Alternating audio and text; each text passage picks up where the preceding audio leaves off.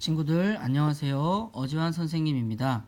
오늘은 수학 4단원 비와 비율 두 번째 디딤 영상이 되겠습니다. 지난 시간에는 우리가 비와 비율에 대해서 본격적으로 공부하기 전에 두 수를 비교하는 몇 배인지 또는 차가 몇인지에 대해서 배웠었는데요. 오늘은 본격적으로 비라고 하는 것에 대해서 공부해 보도록 하겠습니다. 이 B라고 하는 것은 여러분이 쉽게 몇 대 몇으로 생각하시면 되겠는데요. 이것은 우리가 생활 속에서 많이 쓰이는 개념이기 때문에 여러분이 정확하게 알고 계시면 좋겠습니다.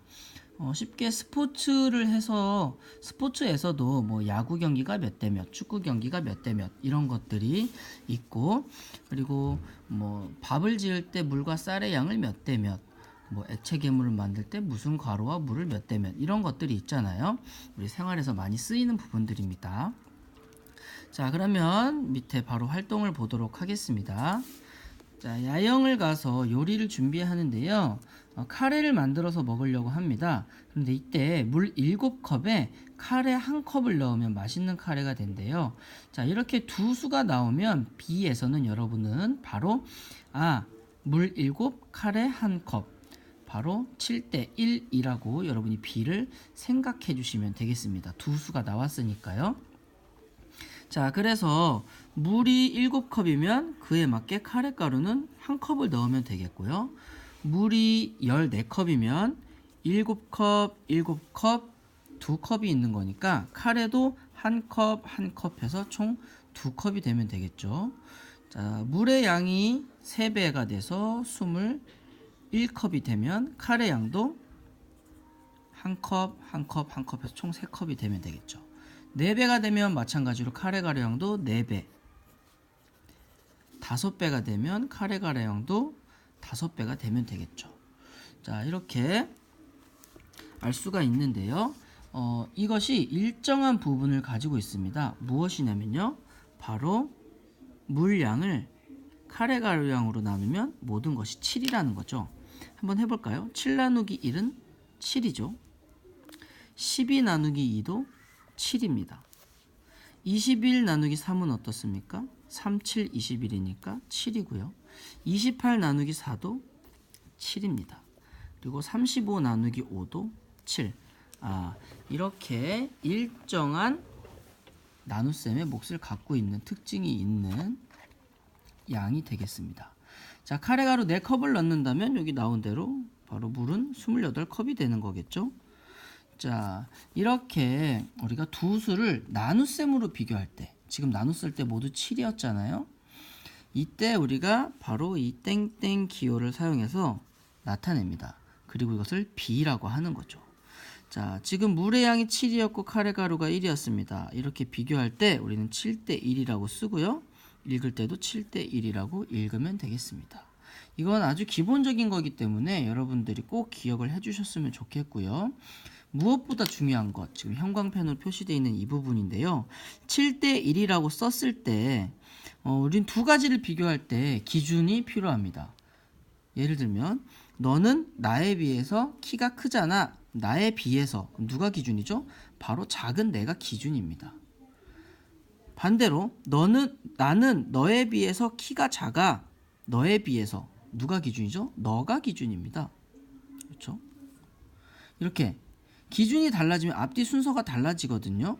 그러니까 이렇게 말이 달라지듯이 수학도 순서가 달라지면 그 의미가 달라지기 때문에 여러분들이 반드시 기억해야 할 것은 7대 1이라고 썼을 적에 7이 1을 기준으로 몇 배인지를 나타낸다는 뜻입니다. 즉 몇 대 몇이라는 기준에서 비해서 기준이 되는 것은 바로 이 뒤에 있는 수가 된다는 거죠. 자, 그러면 물컵 7대 카레가루 1컵 7대 1은 카레가루 1컵이 있을 때 물이 7컵이 필요하다.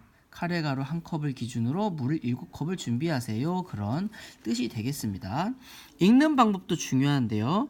여러분들이 세 가지 방법으로 읽을 수가 있습니다. 자, 이때 기준인 1에다가 대한이라는 걸 붙여서 1에 대한 7의 비라고 할 수도 있고요. 앞뒤를 바꿔서 7의 1에 대한 비 읽을 수도 있고요. 마지막으로 그냥 7과 1의 비라고 읽으실 수도 있습니다. 자, 그냥 7대 1이라고 읽을 수도 있죠. 자, 그럼 한 가지만 더 살펴볼게요. 우리가 밥을 지을 적에 쌀보다 물을 조금 더 많이 하는데요. 그게 대략 쌀 5컵에 물 6컵 정도라고 합니다.